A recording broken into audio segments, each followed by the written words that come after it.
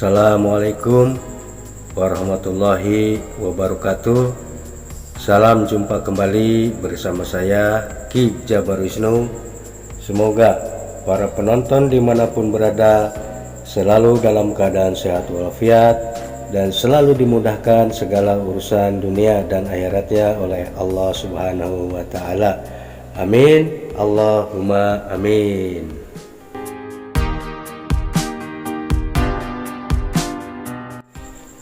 Pada episode yang ke-70 ini, izinkan saya ingin berbagi kembali tentang tutorial cara mengetes batu akik berjalan. Silakan simak videonya secara seksama.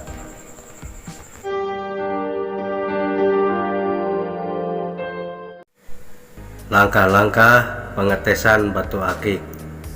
Yang pertama, tentunya kita siapkan batu akiknya, dan yang kedua kita siapkan jeruk nipis, yang ketiga kita siapkan piring untuk tempat perasan air jeruk nipis.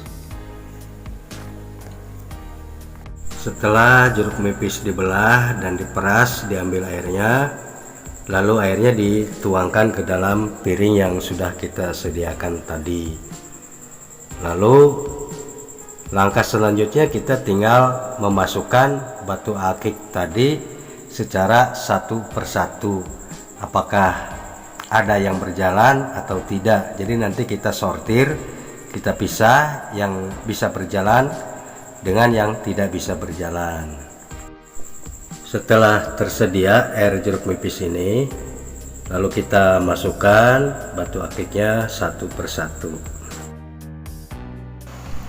Saudara-saudaraku yang dirahmati Allah dimanapun berada, saya bukanlah orang yang suka tarik-menarik atau sedot-menyedot barang pusaka ataupun tosan aji atau batu akik. Adapun batu-batu ini berawal ketika musim batu akik sedang booming,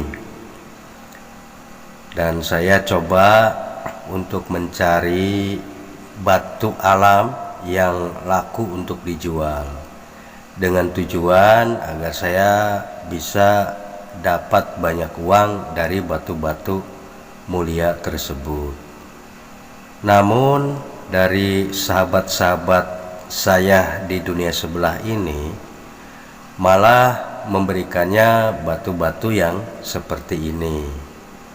Beliau bilang, katanya kalau saya diberikan harta atau sesuatu yang membuat saya kaya, maka saya nanti kata mereka, saya akan lupa daratan.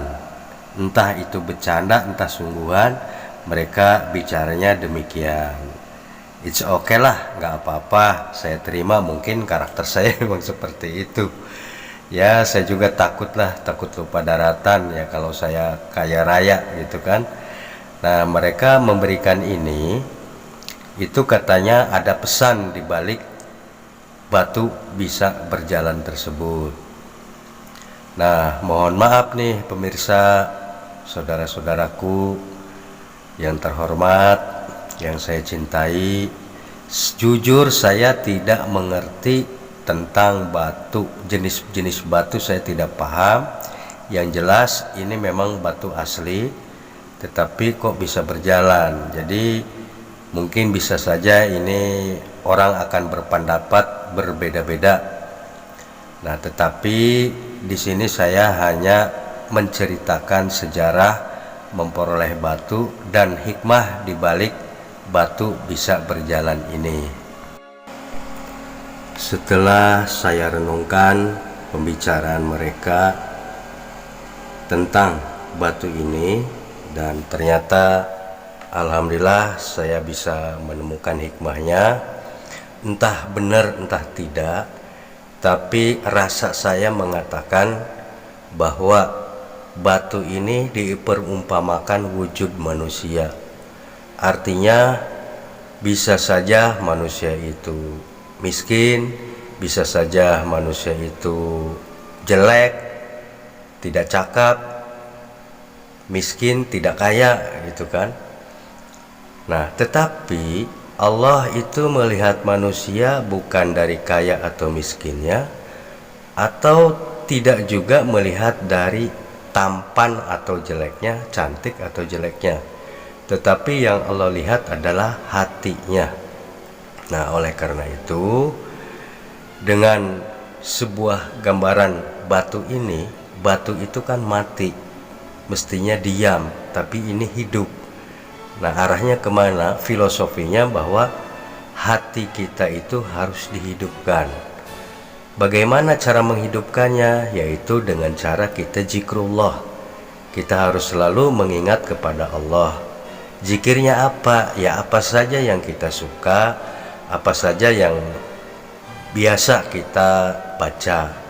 Misalnya dengan membaca Allah, Allah, Allah, atau membaca la ilaha illallah,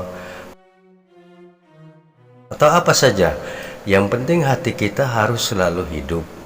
Jangan mati bagaikan batu, tetapi walaupun batu juga kan ada yang hidup. Makanya hati itu ada dua, ada hati yang hidup, ada hati yang mati. Ibarat batu ini, ada batu yang hidup bisa bergerak, ada juga batu yang mati.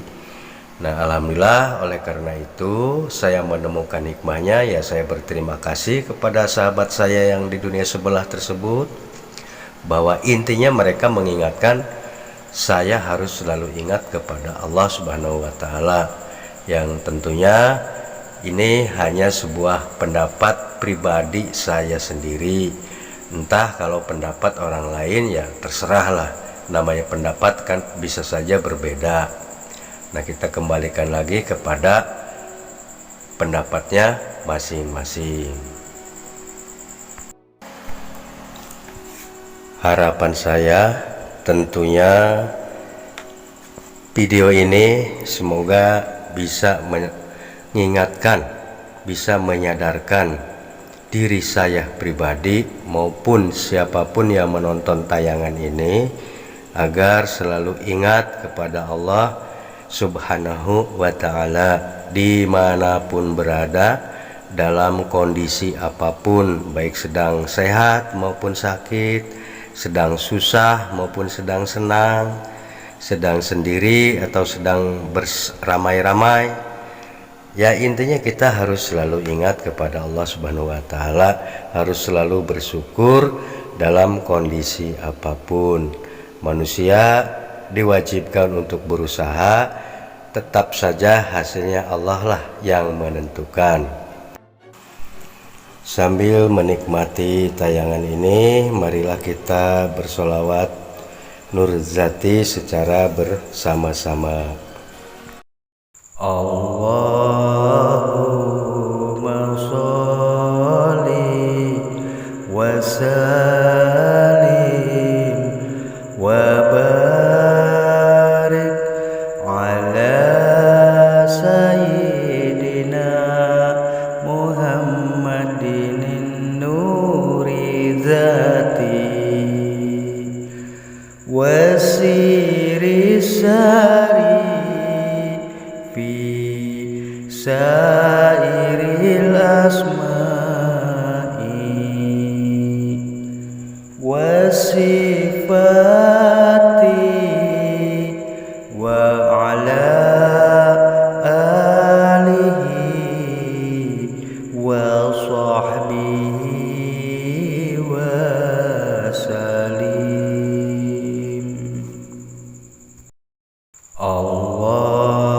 Allahumma sholli wa sallim wa barik ala sayyidina Muhammadin nuri zati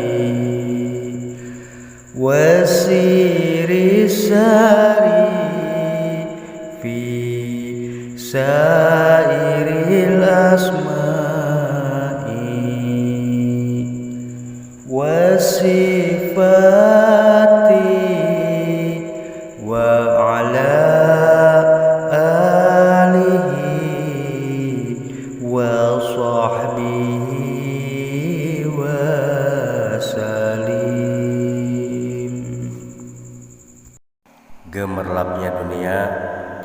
membuat kita lupa kepada Allah Subhanahu wa Ta'ala.